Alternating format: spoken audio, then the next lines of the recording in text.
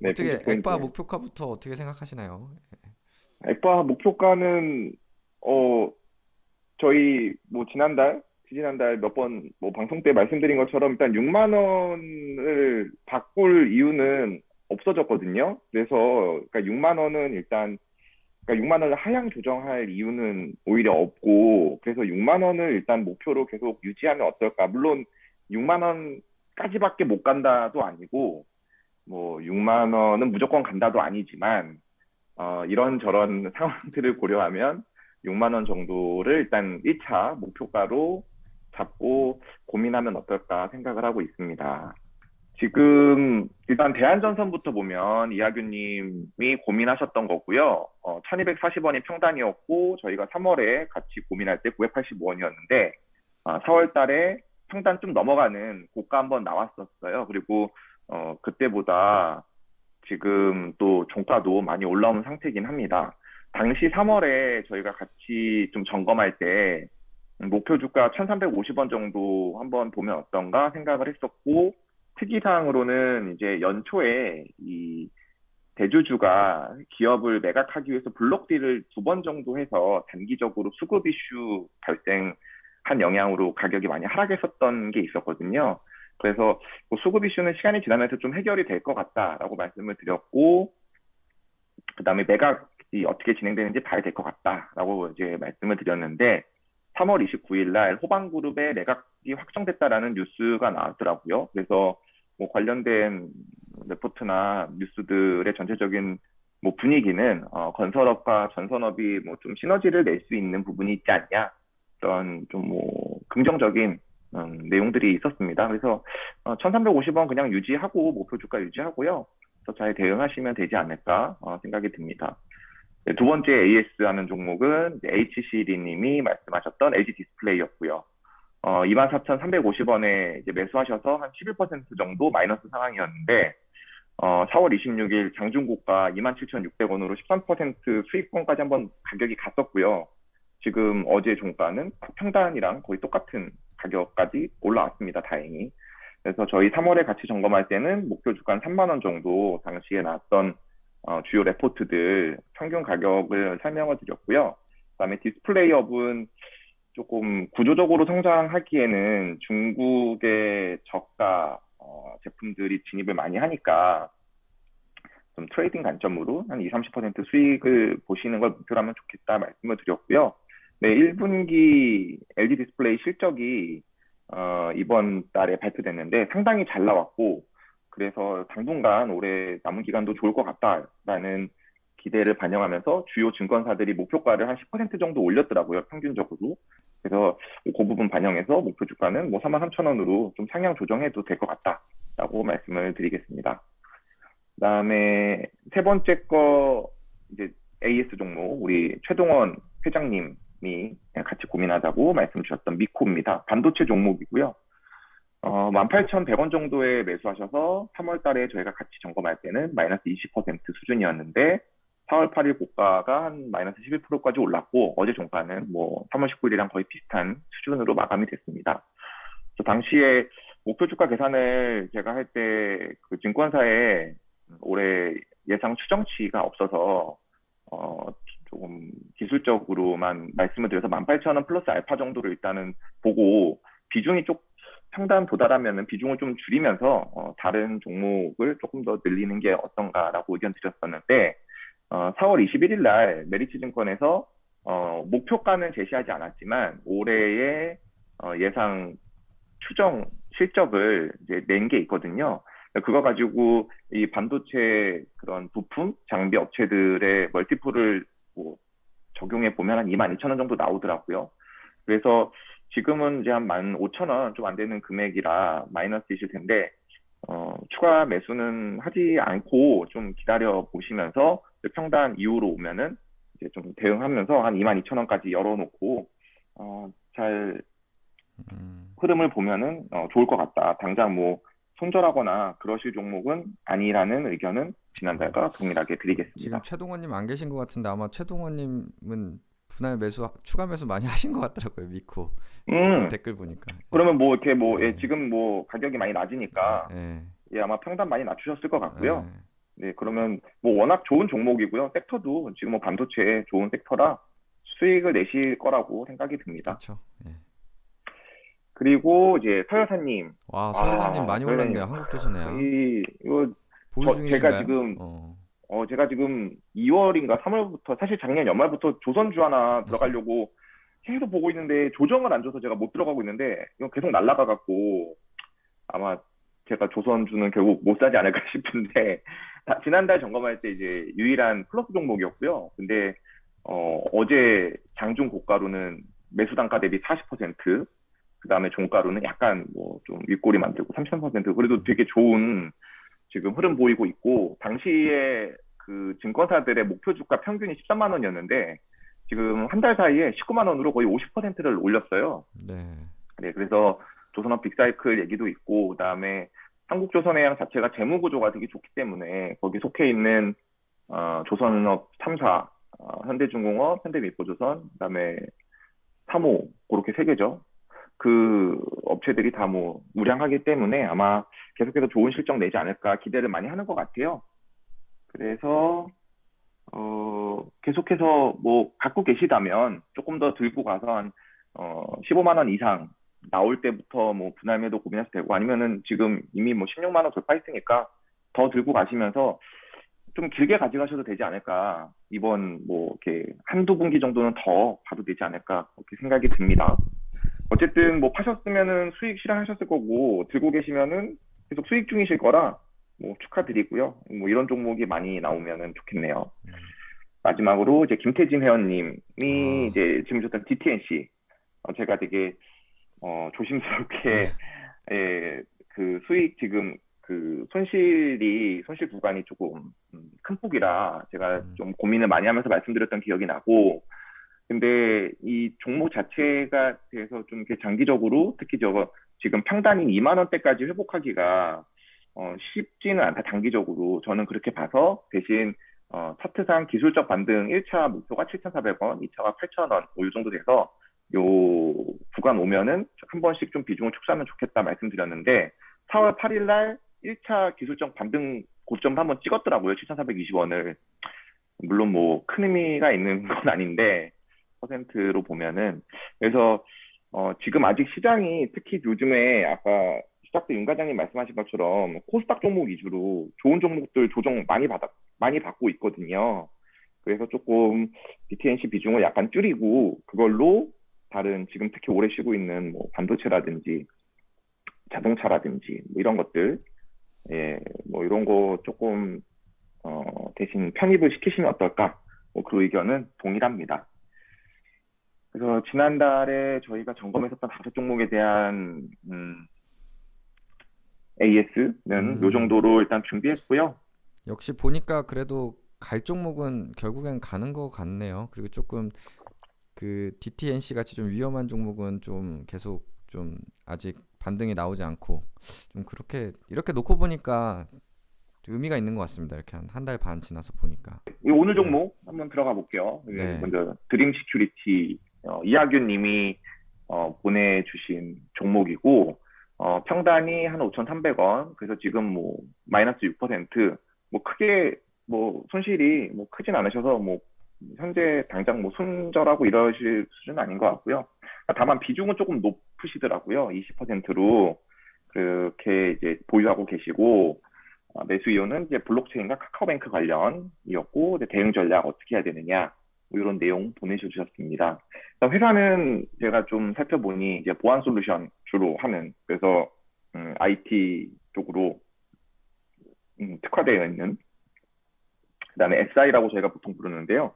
뭐 이제 IT 시스템 관련해서 뭐 통합 관리해주는 뭐 업체라고 보시면 됩니다. 그런 사업을 주로 하고 있고, 시가총액은 지금 어제 종가 기준으로 2,600억, 코스닥 412 정도. 주주는 이제 범진규 대표이사를 포함한 특수관계인들이 35%. 지분 구조는 괜찮은 것 같아요. 대주주가 대표이사로 있고 전체적으로 지분도 35% 이상 갖고 있어서 안정적이고 직원은 193명으로 직원이 생각보다 제가 생각했던 것보다 좀 많았고요. 이 시총에 비해서는. 그래서 좀 규모가 있는 회사다 생각했고 평균 연봉도 뭐 3,700만 원으로 뭐 나쁘지 않았습니다. 무난하고 근속 연수도 3년 뭐 무난했고요. 그다음에 이 회사의 특징이 이제 카카오의 계열사들의 보안 솔루션을 주로 담당을 많이 하나 봐요. 그다음에 두 번째로 특징이 삼성 SDS의 블록체인 플랫폼 파트너사. 요 두 가지가 이 회사가 이제 보안 인증 관련해서 갖고 있는 좀 장점, 특징 뭐 이렇게 이제 볼 수가 있고요. 그다음에 한 가지 사업 구조적으로는 한국렌탈이라는 회사를 작년에 인수합병을 했는데 이 한국렌탈이라는 회사의 매출과 수익이 기존 드림 시큐리티가 하던 보안 인증의 네다섯 배 정도 됩니다. 되게 큰 회사였어요. 어, 그걸 인수한 게 되게 특징이었고, 근데 이제 목표 주가를 제가 계산을 해보고 싶었는데, 저 한국 렌탈이 들어와 버리면서, 어쨌든 이제 어떤 증권사에서 올해 뭐 사업 실적을 추정한 게 일단 없었고, 두 번째는 이 회사가 2019년까지의 그 실적에서 나오던 거는 보안 인증만 있었는데, 거기에 전혀 다른 성격의 렌탈이 붙으면서 또 따로 추정하기가 어려운 그런 좀 그런 난관이 있었습니다. 그래서 목표 주가를 자체를 제가 좀 추정해드리지 못하는 부분은 좀 죄송스럽게 생각을 하고요.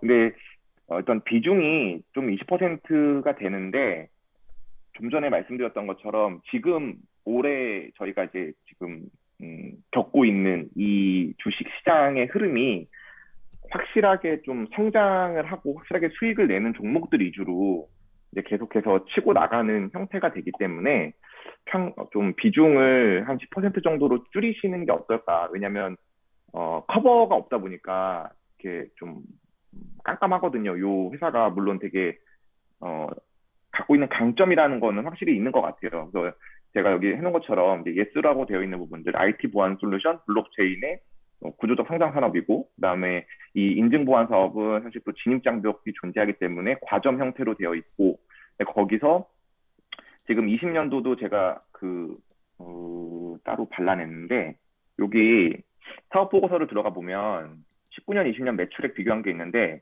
2020년 같은 경우에는 1,584억 매출인데, 그 중에 77%가 렌탈이잖아요. 요거 빼고 보면은 이 나머지 보안 인증 관련된 매출액이 한 360억 정도 되고 19년 대비 한 25% 성장한 거거든요, 매출이. 네. 또 그런 부분 괜찮게 보고 있습니다. 그 그리고 뭐 전환 사채, 뭐 그다음에 신주인 수권부 사채 다 없어요. 그래서 어, 예, 이렇게 깔끔하고 대주주 지분 높고 뭐 현금 흐름도 괜찮고. 근데 부채는 이제 작년에 저기 렌탈 한국 렌탈 인수하면서 갑자기 좀 올라간 경향이 있기는 합니다. 그거 보시면 원래는 부채 비율이 되게 안정적이었죠. 여기 보면 한 22% 내외였다가 작년에 이제 대규모 투자를 하면서 여기 보면 차입을 많이 하면서 좀 올라갔어요. 그래서 부채 비율은 일시적으로 올라갔지만 그래도 뭐 130%면 그렇게 문제되는 수준은 아니라는 생각이 들고 전반적으로 괜찮다고 생각이 드는데 아무튼 올해의 좀 이렇게 사업의 어떤 방향, 그다음에 실적 이런 게 추정이 어려워서 좀 비중은 조금 맞추시는 게 안전하지 않을까. 뭐 특별히 문제가 있는 건 아니고. 그러니까 지금 아까 말씀드린 것처럼 매출의 거의 80%가 렌탈이라 근데 렌탈은 구조적 성장 산업은 아니거든요. 저 렌탈의 내용을 보면은 뭐 사무실에서 쓰는 뭐 복사기라든지 그 사무용 기기들 뭐 이런 것들 위주로 아마 되어 있는 것 같은데 저 렌탈 산업은 사실 구조적으로 성장하기 어렵다고 보고 인증 보안이 구조적 성장 산업이기 때문에 이 인증 보안의 매출과 수익이 좀 빠르게 성장하는 거를 확인하시면서 이제 매도 시점을 잡으시면 될 것 같아요. 그래서 드림 시큐리티는 뭐 요 정도 내용을 오늘 좀 스피디하게 진행을 좀 저희 하기로 해서 요 정도로 일단 말씀을 드리려고 합니다. 혹시 뭐 궁금하신 내용 있으시면 답변 드리고 다음 종목 넘어갈게요.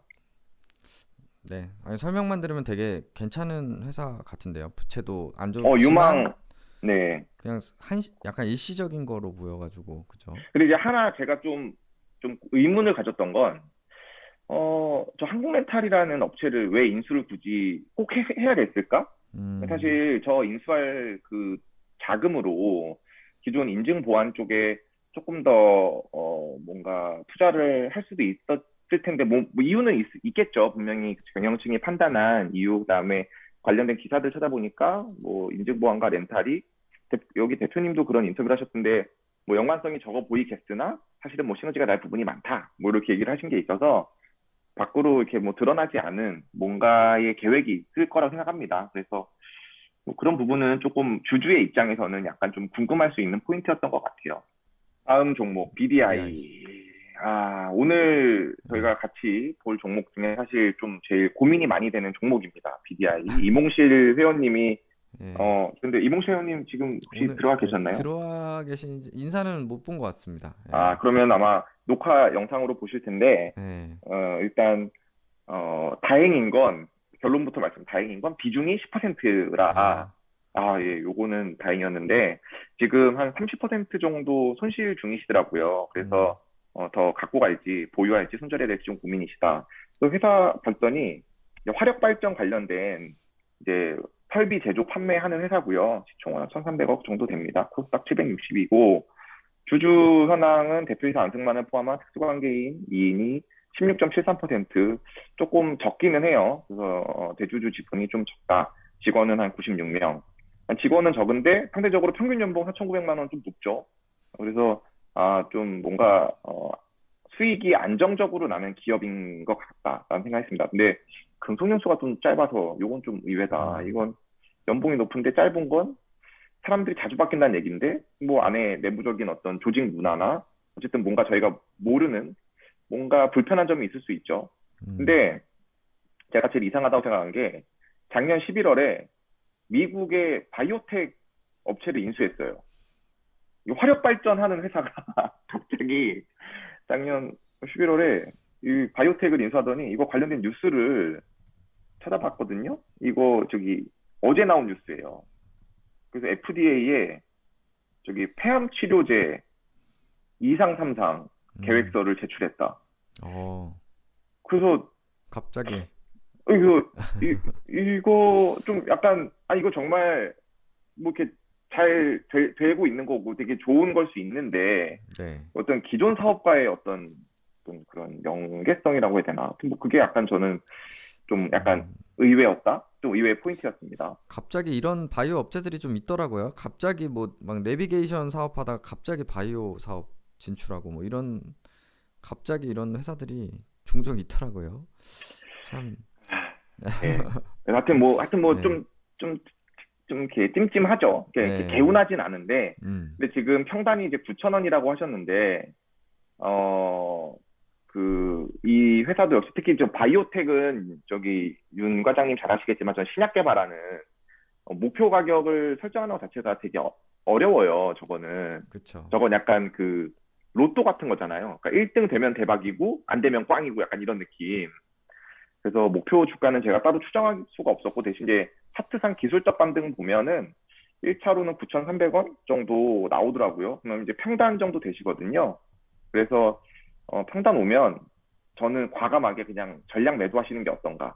수익 실현보다는 탈출. 왜냐하면 아까 말씀드린 것처럼 수익을 내실 수 있는 종목이 많기 때문에 굳이 이런 비대를 가져가야 되느냐. 왜냐하면 그 이유를 말씀을 드릴 거예요. 지금 보면은 점검 결과에서 8개 중에 예스가 하나도 없어요. 일단 예스가 하나도 없고 뭐 네, 화력 발전은 구조적 성장 산업 아니고 뭐 해자적 기술 이런 거 얘기할 게 아니기 때문에 약간 제가 물음표로 했고요. 대신 바이오 신약이 있으니까. 근데 매출이 20년에 대규모 영업 손실, 그다음에 적자 났죠. 부채 비율이 1,800%예요. 영업 현금 흐름이 5년 중에 4년이 마이너스고 뭐 대주주 지분율도 좀 낮지만 어, 전환 사채랑 신주 이수권부 사채가 시가총액의 22.5%입니다. 그러니까 이거 다 물론 이제 뭐 기간은 뭐 당장은 아니고 올해 말부터던데 이거 다 주식으로 전환되면은 그냥 내 주식이 22%가 빠지는 거거든요. 그냥 산술적으로. 근데 여기서 두 번째 더 문제는 자본 잠식 상태더라고요. 음, 원래는 요 자본금보다 자본 초계가 커야 됩니다. 자본금에다가 뭐 자본 잉여금이나 이익 잉여금이 합쳐져서 보통 우량한 기업들은 자본 총계가 더 큰데 이게 적다. 이러면 잉여금을 다 소진하고 지금 자본금을 더 썼다는 얘기죠. 보통 이런 경우에 이제 유상증자를 할 가능성이 높거든요.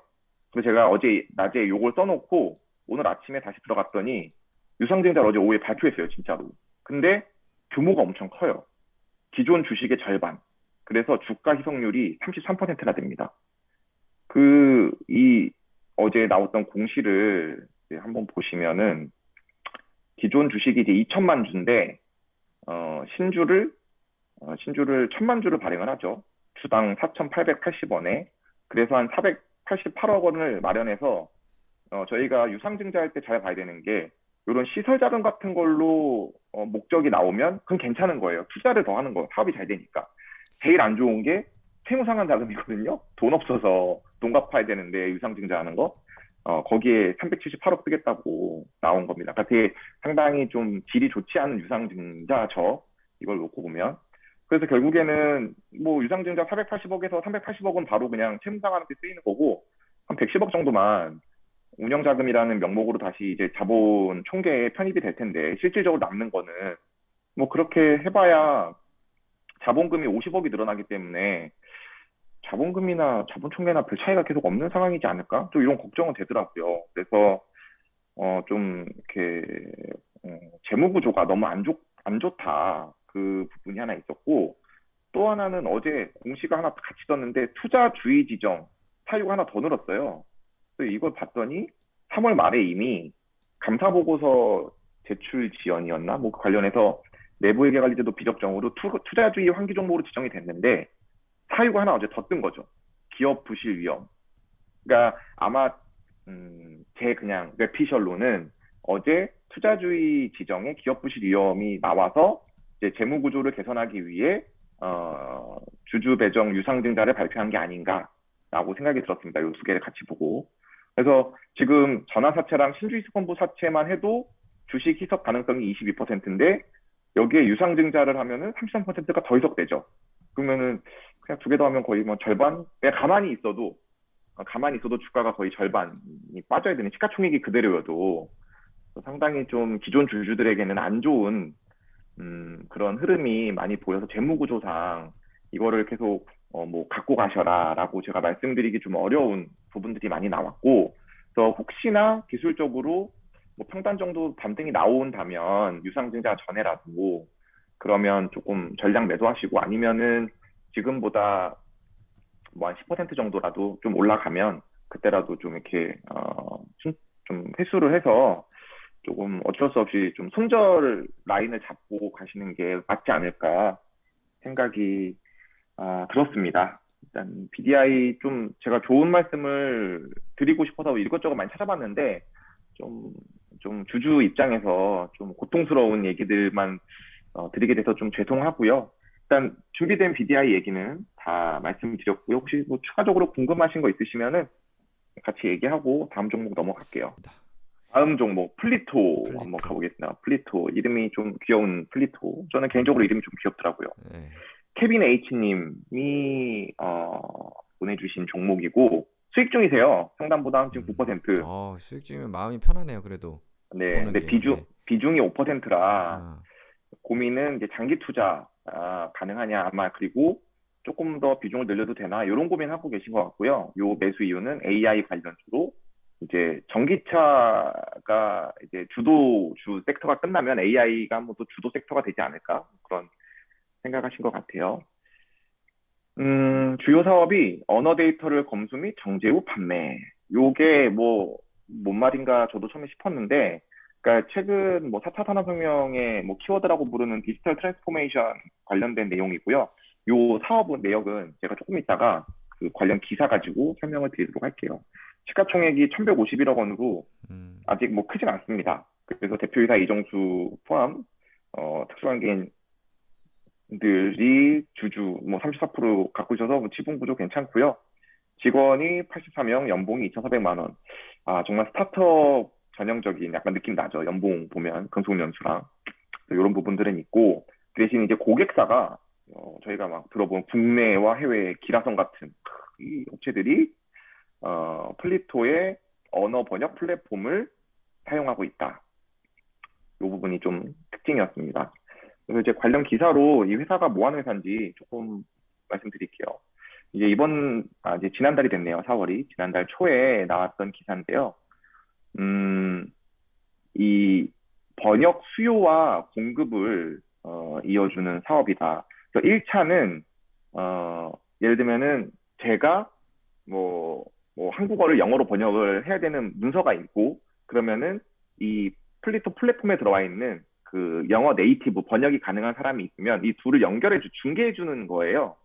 이게 이제 1차 사업인데 이런 업체들이 사실 기존에 많았는데 이 플리토라는 업체가 조금 주목을 받는 이유는 이렇게 번역물이 사람이 번역을 하는 그 번역물을 이제 데이터화하는 거예요. 데이터화해서 이제 번역을 진짜 이제 이 AI가 할 수 있게끔 관련된 이제 그런 뭐라고 해야 되지? 로직 그런 시스템 그런 거를 해나가고 있는 건데 매출이나 영업이익이 아직은 이렇게 주주들에게 뭔가 이렇게 환원을 해준 배당을 주거나 아니면 모르겠 다른 또 투자를 스스로 할 만한 그런 상황까지는 못 가고 있는 상태입니다. 그래서 이게 만약에 이 관련된 레포트가 있었는데요. 플리토 작년 7월에 가장 최근에 나온 게 작년 7월 거라 일단 뭐 IBK 투자증권에서 나온 걸 봤는데 뭐 내용은 비슷합니다. 그래서 사람 번역 연결해 주는 거 1차 수익 창출하고 그거를 빅데이터화해서 AI로 번역하는 거다. 음, 그래서 21년에는 빠르면 흑자 전환이 가능할 것 같다라고 했는데 실제로 올해 작년에는 이제 코로나 때문에 이 사업의 확장에 좀 제약이 있었다고 하고요. 근데 그게 올해 조금 회복이 돼서 흑자 전환을 올해 하거나 뭐 늦어도 내년에 하고 이제 이제 한번 흑자 전환하기 시작하면 이런 기업들은 또 성장이 되게 빠를 수 있거든요. 그렇게 되면은 지금 시가총액이 1,100억밖에 안 되기 때문에 좀 빠르게 주가가 탄력을 받을 가능성도 있다라는 생각이 들었습니다. 네. 그래서 8가지 항목 점검했을 때는 뭐 크게 문제되는 거는 재무 구조만 있었고요.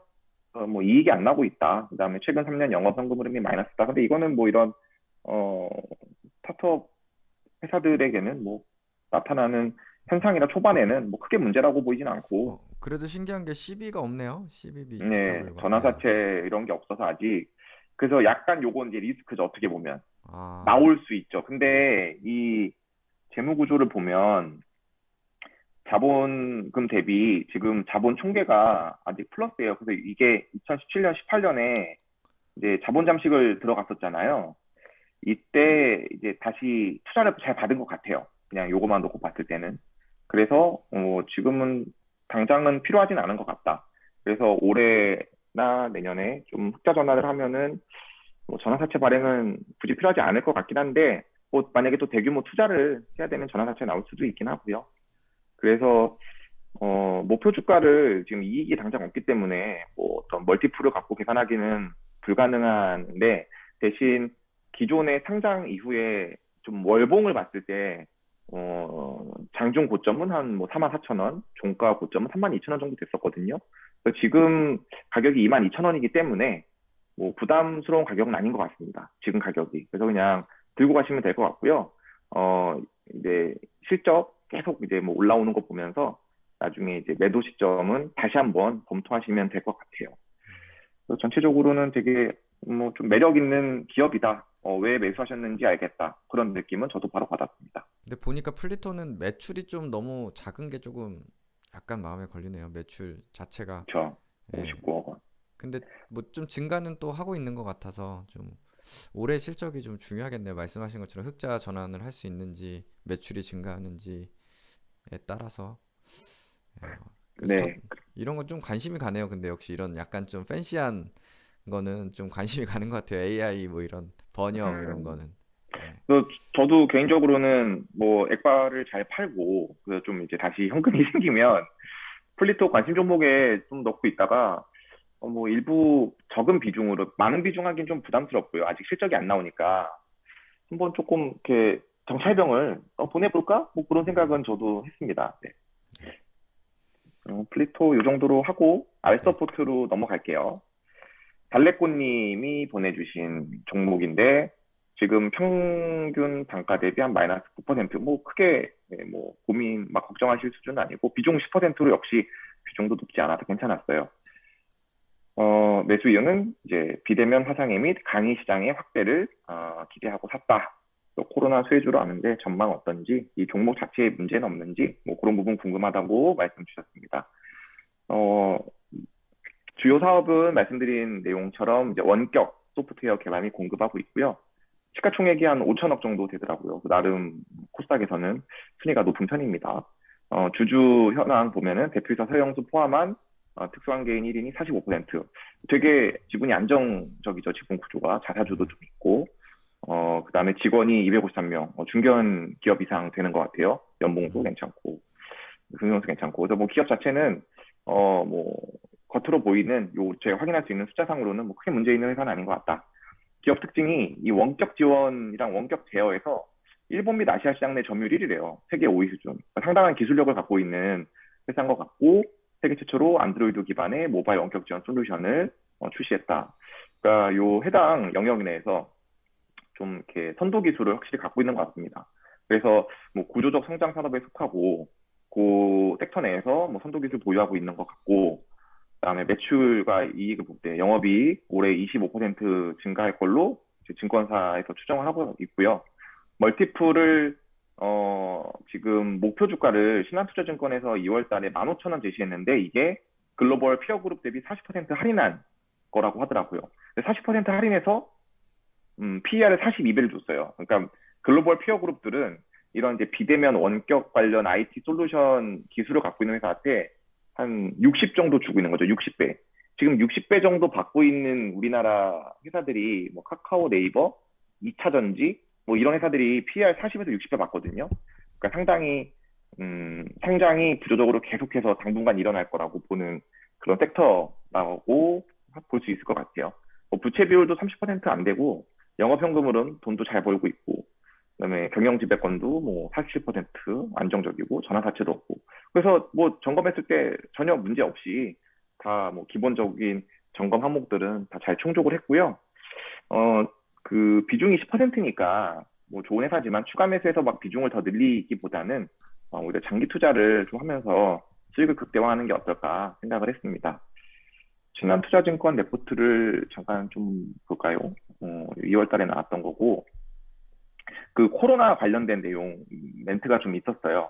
그래서 코로나 이후에도 이미 많은 기업들이 한번 지금 경험한 재택근무가 어느 정도 코로나 이전보다는 시장이 커진 형태를 유지할 거다. 그러니까 작년처럼 코로나가 아주 심할 때의 재택근무 수준이 유지되진 않을 수 있으나 코로나 이전으로 완전히 돌아가진 않는다. 결과적으로 코로나 이전보다는 뭐 재택근무는 계속 늘어날 것이고 원격 플랫폼을 통한 교육 운동도 계속해서 어느 정도 유지가 될 거다. 이거를 유식한 얘기로 어떤 분들이 경로 의존성이라고 얘기하던데 뭐 예를 들면은 저희가 꼭 뭐 옷을 백화점 가서 사던 사람이 오프라인 매장 가서 사던 사람이 온라인 쇼핑을 한번 해보면 코로나 끝났다고 해서 다시 온라인 쇼핑을 완전히 끊고 매장을 가는 걸로 아니라 어느 정도의 온라인 쇼핑 계속 한다. 그 경로 의존성이라는 게 한번 바뀌면 이전으로 완전히 돌아가진 않는다. 뭐 그런 개념을 아마 얘기한 것 같아요. 그리고 뭐 이제 제품 판매 확대가 되면은 이 레버리지 효과, 그러니까 고정비는 그대로인데 매출이 늘어나면서 영업이익이 커지는. 그래서 계속해서 좀 영업 효과, 영업이익률이 높아질 것도 보인다. 그래서 여기 보면은 시장 패러다임 변화에 따라서 뭐 비대면 서비스 늘고 그다음에 정부 정책의 좀 수혜도 봐서 2021년에 성장이 좀 확실시 된다. 그래서 뭐 좋은 얘기들입니다. 그래서 요 레포트는 한번 신한금융투자 홈페이지 가시면 보실 수 있으니까요.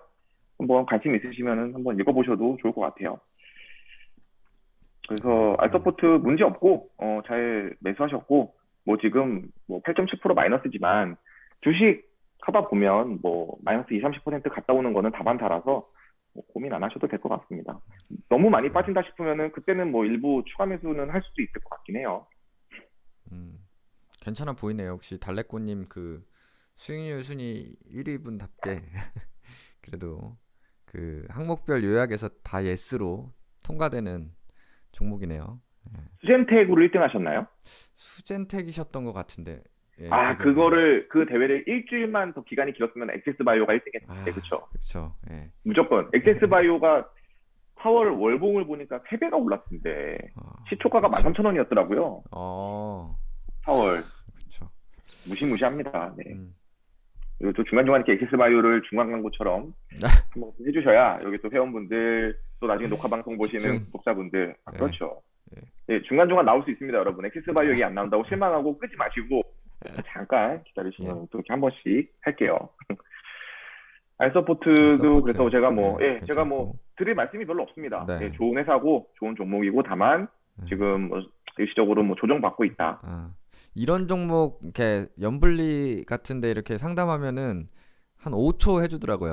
그러니까 뭐 맞아요. 이거 차트 띄워놓고 그냥 걱정 없어요. 가져가세요. 기다리세요. 이러면서 그냥 넘어가더라고. 그냥 이거 뭐 걱정할 5초 거 컷. 없습니다. 조정 받았습니다. 그냥 기다리세요. 이러면서 그냥 넘어가더라고. 약간 좀 성대모사하면 알서포트 좋은 회사잖아요. 그쵸? 지금 뭐 조정 괜찮아요. 들고 가세요. 다음 맞아. 종목.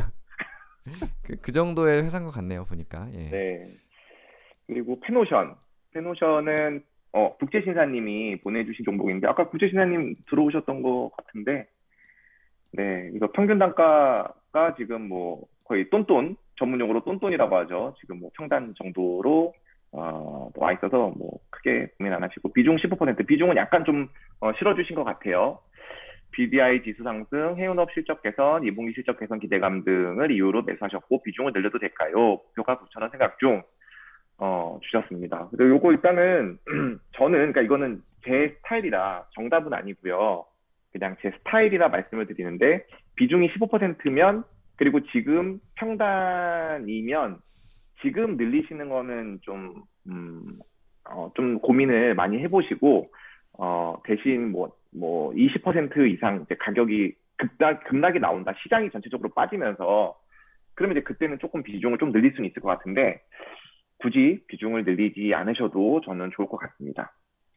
음, 페노션 주요 사업은 이제 벌크 화물 운송 사업인데 참고로 우리 윤 과장님의 최애 종목이라고 하면 되나? 차해로 해야 되나? 최애는 엑바로 하고 그렇죠. 어쨌든 큰 수익 안겨준 HMM은 같은 이제 운송 사업이지만 해상 운송이지만 컨테이너선이고요. 페노션은 이제 벌크 그래서 그냥 안에 그 배 안에 큰 탱크가 있어서 거기다 뭐 옥수수 넣고 뭐 이런 거 음, 있잖아요. 그다음에 뭐 저기 폴리머 넣고 PP 넣고 이런 쌀 넣고 뭐 이런 느낌이죠. 약간 벌크입니다. 네, 그래서 그걸 좀 헷갈리시면 안 될 것 같아요. 이게 운임 지수가 사실 좀 달라가지고 맞아요. 예. 컨테이너랑 벌크를 헷갈려서 이렇게 HMM이랑 이게 달라가지고 그죠? 주요 사업이 네네. 똑같이 가는 건 아닙니다. 물론 비슷하긴 가겠지만 좀 예, 똑같은 건 아니라는 거 참고하셔야 될 것 같습니다. 예, 약간 그죠. 업이 다르다. 뭐 음, 이렇게 보시면 되고요.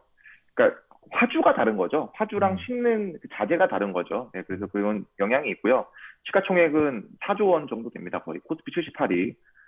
제가 그래서 와 페노션 제가 예전에 봤을 때 시총이 이렇게 높았나? 그 생각을 했는데 이유가 있더라고요. 작년 말 이후에 주가가 2배가 넘게 올랐더라고요. 음, 그러니까 작년 한 10월까지는 시총이 2조 원이 안 됐던 거예요. 1조 원대였는데 1조 후반 거의 2배 넘게 올랐고 그다음에 뭐 지배 구조는 안정적입니다. 할인 지주의 특수관계인 17인이 55%, 국민연금이 한 9% 갖고 있고 직원은 1,000명 되게 많더라고요. 근데 연봉도 되게 높더라고요. 8,700만 원. 근속연수 9.2년. 되게 좋은 회사인가 봐요. 근속연수가 보통 9.2년 이렇게 나오는 회사들이 많지 않은데 연봉이 높아서 그런가? 어쨌든 뭐 회사가 음, 괜찮은 것 같습니다. 이거 봤을 땐. 목표 주가는 증권스타 레포트 평균이 8,000원이에요. 근데 국제신사님께서는 이제 목표가 9,000원 생각하신다고 그랬거든요. 저는 개인적으로 9,000원까지 열어놔도 된다고 생각이 들었어요. 그 실적을 요거 보면은 지금 작년에 2,252억 원 영업이익 나왔는데 올해는 2,700억을 예상하는데 내년 3,000억, 3,300억 계속해서 매출이랑 영업이익이 한 5에서 10% 정도 계속 늘어나는 걸로 일단 추정이 나오잖아요. 그러면은 굳이 뭐 8,000원으로 딱 막아놓고 8,000원 오면 다 판다 뭐 이렇게 하실 필요 없이 그 이후에 뭐 생각하신 9,000원까지 열어두셔도 괜찮을 것 같고 계속해서 그런 해운업 특히 저 벌크선 운임 이런 현황들 잘 보시고 그 다음에 조선업에서 그 벌크선 발주 현황을 잘 보시면은 또 도움이 될 것 같아요. 보통 신주 발주 나오고 한 2년 있다가 인도가 되니까 지금 발주되는 것들은 2년 후에 공급이 늘어나는 거거든요. 저 벌크선이.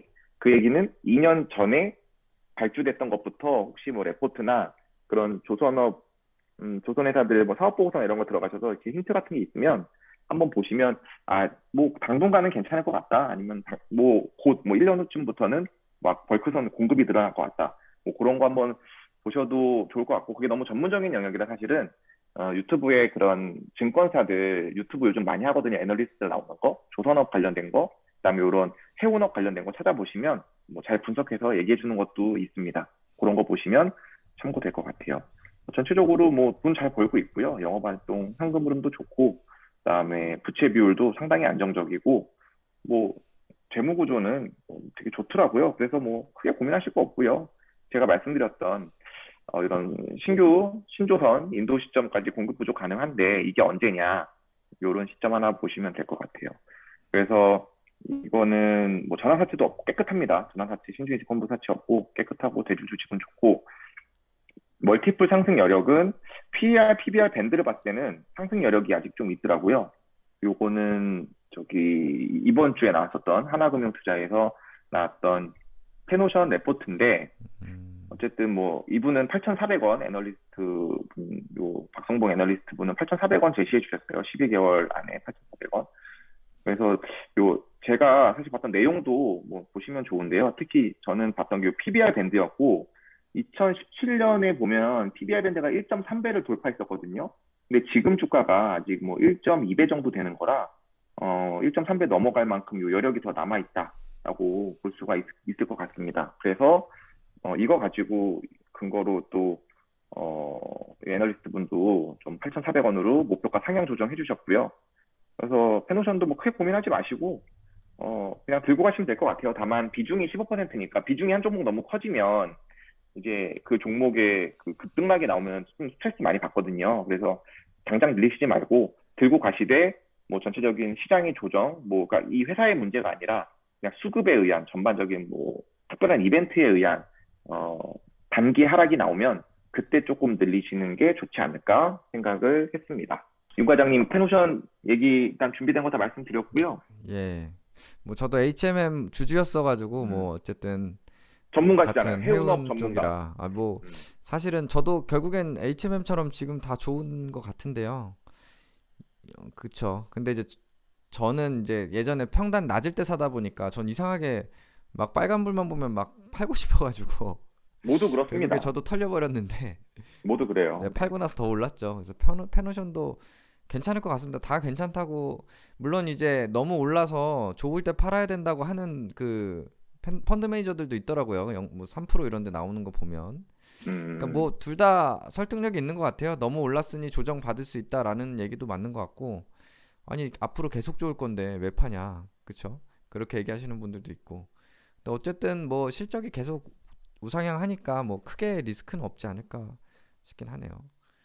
근데 너무 올라서 이제 조정은 좀 약간 오더라도 너무 이렇게 상처받지 않을 마음의 준비는 해야 되지 않을까 싶긴 한데 어떻게 그쵸. 많이, 생각하시나요? 예. 많이 오르기는 했는데, 음. 저는 제가 봤을 때는 그래도 아직 좀, 뭐, 음. 상승 여력은 있는 것 같다. 네, 상승 월봉, 여력은 장기적으로 있을 것 같아요. 예. 월봉 보니까 갑자기, 많이 내려오긴 했네요.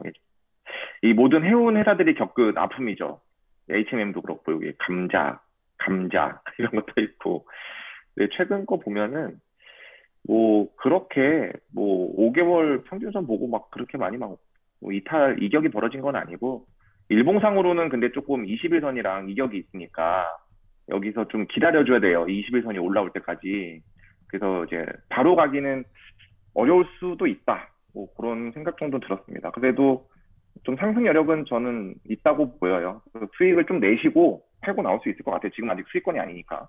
당장 뭐, 손절하거나 그러실 필요 없을 것 같습니다.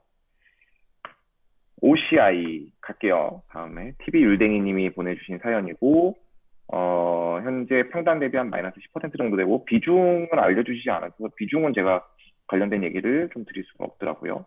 손절해야 되는지 유지해야 되는지 혼란스럽다. OCI가 한때 한 12, 3년 전에 아주 핫했던 종목이죠. 태양광 관련해서 그때 동양제철화학이었나 이름이?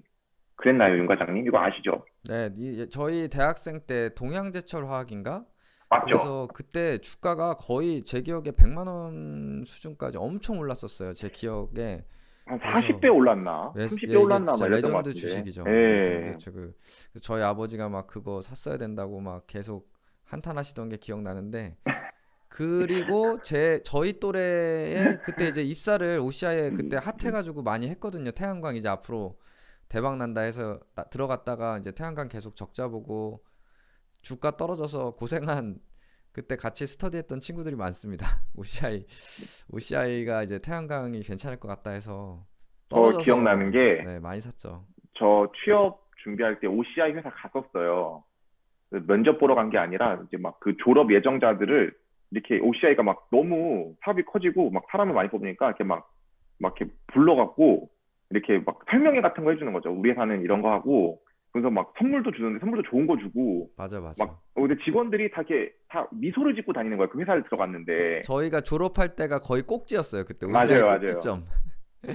그때 폴리실리콘 처음 이제 해가지고 막 전 세계에서 음, 막 그래서 저희도 OCI가 이제 그 입시 설명회 그런 거 왔었는데 다른 회사들은 뭐 기껏 해도 와서 설명해주고 기념품 주고 이 정도였는데 여기는 제가 이제 진짜 인상 깊었던 게 다 우리 과 전체를 저녁 그 고급 중식당에 다 데려가서 맞습니다. 코스로 다 사줬던 기억이 납니다. 그래서 아, 좋은 학교 굉장히 다니시나 봐요, 윤 과장님. 예? 아니요. 좋은 학교 나셨나 봐요. 공부 저는 저희 잘하셨나 회사 봐요. 저희 학교 좋아하지만 어쨌든 그 회사가 그때 아마 현금이 넘쳐가지고 감당이 안 되는 시절이 아니었을까. 맞아요, 맞아요. 예, 그때가 가장 그래서 꼭지점이었던 것 같습니다. 예. 그런 것 때문에 아마 고민하시는 게 아닌가 싶더라고요, 저는. 왜냐면, 이 OCI가 보면, 잠깐만요. 이거 안 보였고, 이거 좀 지우고, 밀어낼게요.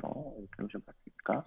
적자를 이렇게 좀 봤었어요. 최근, 이제, 작년, 재작년에. 그 다음에 실적도 사실 좀 이렇게 들쑥날쑥하고, 차트를 봐도, 월봉을 한번 보면, 예, 이게 약간, 뭐, 조선, 철강, 뭐 그런 거랑 비슷하죠. 여기 보면, 저희가 딱 얘기했던 그때네요. 2010년, 11년, 이때 음, 찍고 쭉 이제 내려와서 아마 그 걱정을 하시는 게 아닌가, 생각을 했습니다. 어쨌든 좀 뭐 회사 준비한 내용으로 회사 본론으로 들어오면은 이제 폴리실리콘 말씀드린 것처럼 태양광 패널에 사용하는 거 만들고 있고요. 시가총액 3조 원 정도 돼요. 지금 코스피 107이 좀 크죠? 그다음에 주주연합은 이제 대주주 지분이 뭐 특수관계인들이 많긴 하나 어쨌든 뭐 특수관계인으로 이렇게 묶여 있는 분들이 한 54%, 국민연금이 좀 많이 갖고 있는데 12%로 국민연금이 올해 들어서 추가 매수를 한 걸로 알고 있어요. OCI를 좀 의미 있는 숫자로. 이게 국민연금이 보통 10% 이상 잘 안 갖고 있거든요.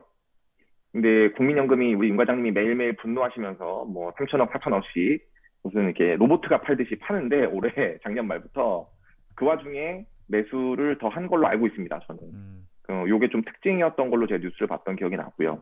네. 그래서 뭐 직원 1,500명, 연봉 7,600만 원, 근속연수 14.8년. 대박이죠. 되게 오래 근속연수 다니시더라고요. 대단하네요, 진짜. 네, 대단합니다. 그래서 이제 요즘에 특징이 글로벌 친환경 정책 강화에 따른 태양광 수요 증가로 21년부터 손익이 흑자전환 기대된다.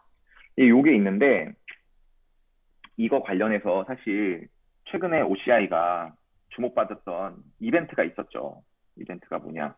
요 중국 신장 지역에 대한 규제 이슈. 윤 과장님 이거 혹시 뭐 들어보신 적 있나요? 이게 아니요, 올해 나왔던 얘기인데 자세히 모르겠습니다. 예. 이게 저도 얄팍하게 알고 있는 거를 말씀드리면 이게 요 레포트에 딱 요렇게만 나와 있어서 이슈가 뭔가 이게 궁금하잖아요.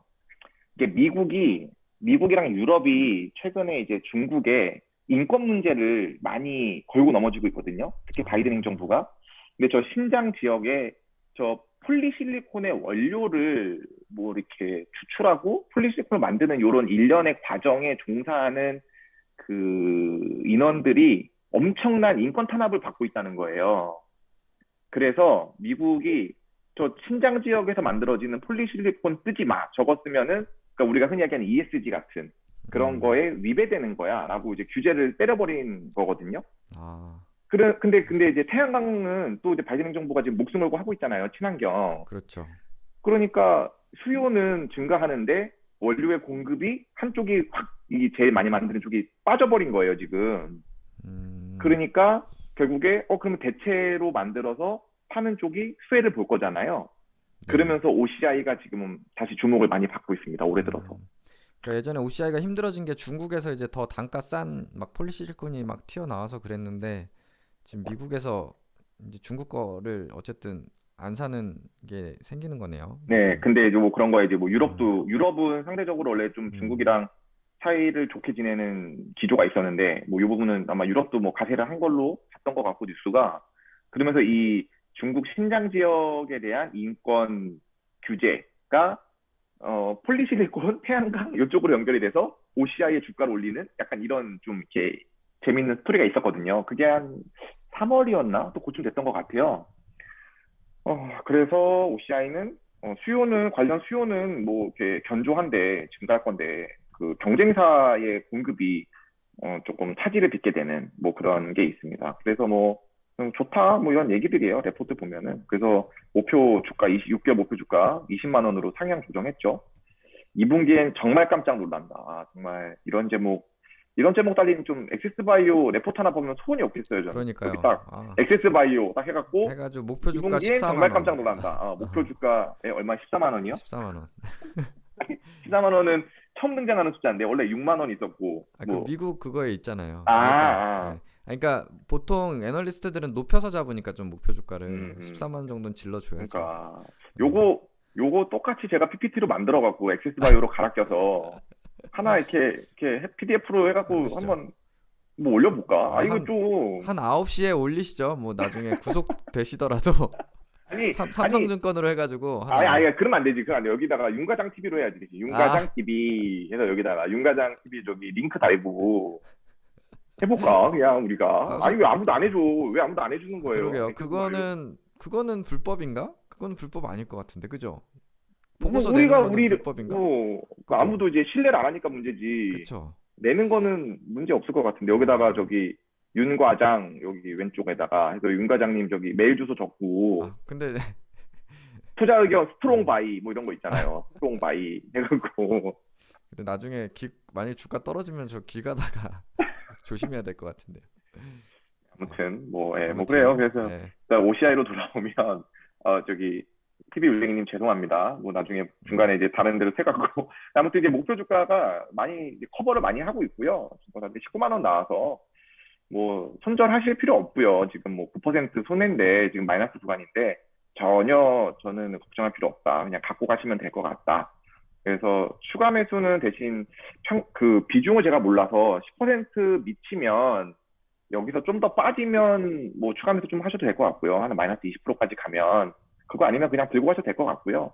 빠질 때마다 물 타면은 아마 자금이 남아나지 않으실 겁니다. 그래서 추가 매수는 최대한 정말 많이 빠졌을 때 한번 하면 될 것 같고 이게 뭐 평당 이상 오면은 천천히 19만 원까지 열어두시고 분할 매도 하시면 될 것 같아요.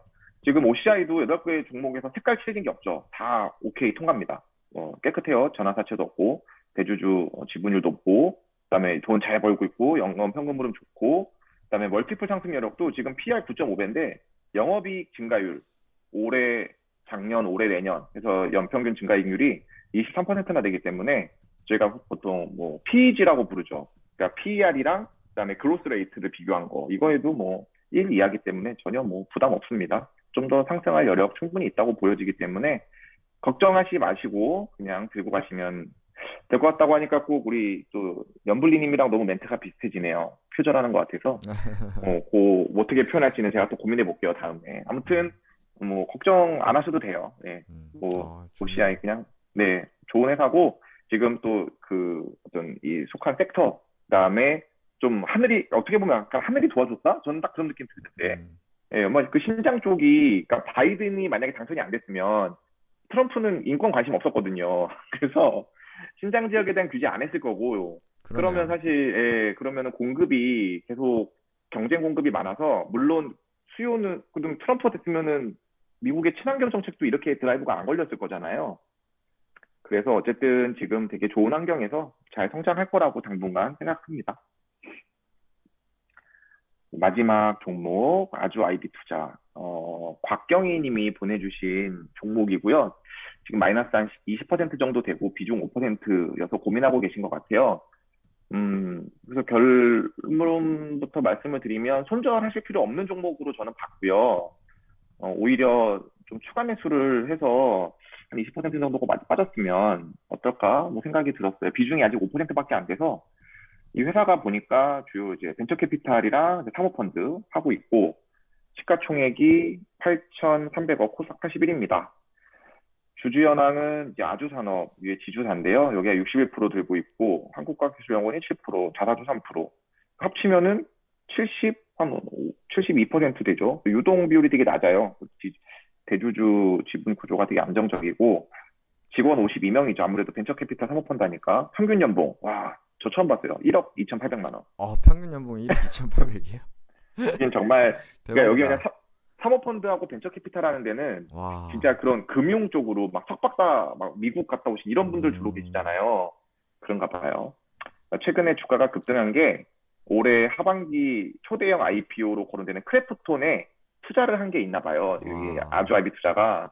그러면서 이제 급등했고, 이제 관련 뉴스를 보니까 뭐 3월부터 뭐 이런 뉴스가 나왔더라고요. 와. 크래프톤이 이게 여기 크래프톤의 지분이 있는 IB 아주 IB 투자가 그래서 이제 뭐 증권가 분석했다가 가격이 올라가고 있다. 그래서 크래프톤은 참고로 지금 뭐 이 기사에는 14조 원 얘기 나왔는데 최근 장외 거래 가격 기준으로 20조 원까지 얘기 나오더라고요.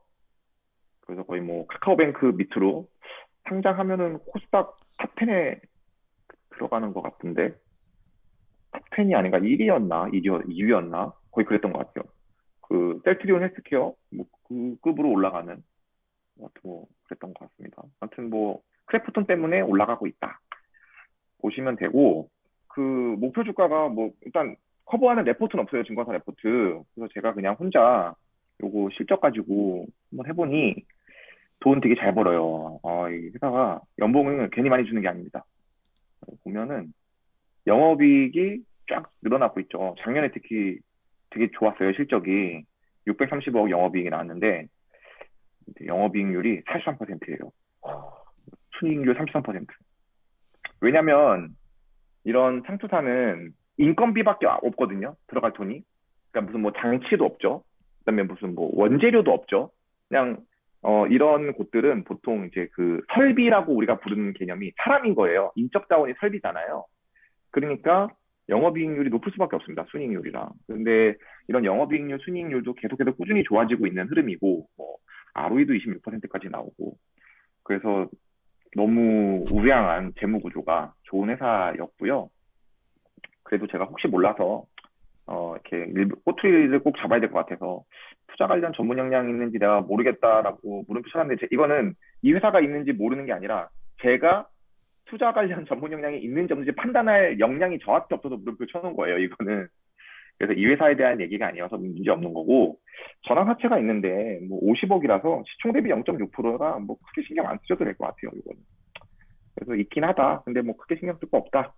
그래서 손절하지 마시고, 보유를 하시되, 만약에 추가 매수를 하실 거면 비중을 좀 높일 거라, 이거 제가 잘못 썼네요. 최대 2회입니다.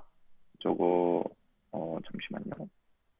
PPT를 제가 수정을 해야 되는데 요거 수정 나중에 또 음. 혹시 잘못 기억하시면 안 되니까 네. 수정해서 아예 다시 보여드릴게요. 제가 생각할 때는 물을 만약에 타실 거면 한 번에 난 다 탄다라는 것보다는 두 번 정도 더 할 거야. 근데 한 음. 번은 할 때 원금의 50%, 예를 들면 그러니까 원금이 100만 원이라고 하면 50만 원씩 두 번 더 한다. 뭐 이런 식으로 생각하셔도 괜찮을 것 같아요. 왜냐면 뭐 다른 이벤트로 더 빠질 수도 있어서.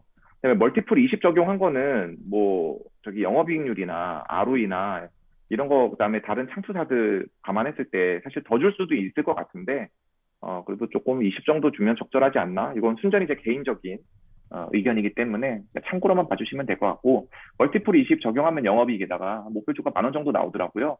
그러면 지금 뭐 현재 가격 7,000원이면 거의 한 40% 정도 상승 여력이 있는 거니까 너무 그냥 평단으로 봐도 한 20% 정도 수익 날 수 있는 건데 갖고 가시면서요. 이거 계속 좀 실적 잘 나오는지만 체크해 주시면 될 것 같아요.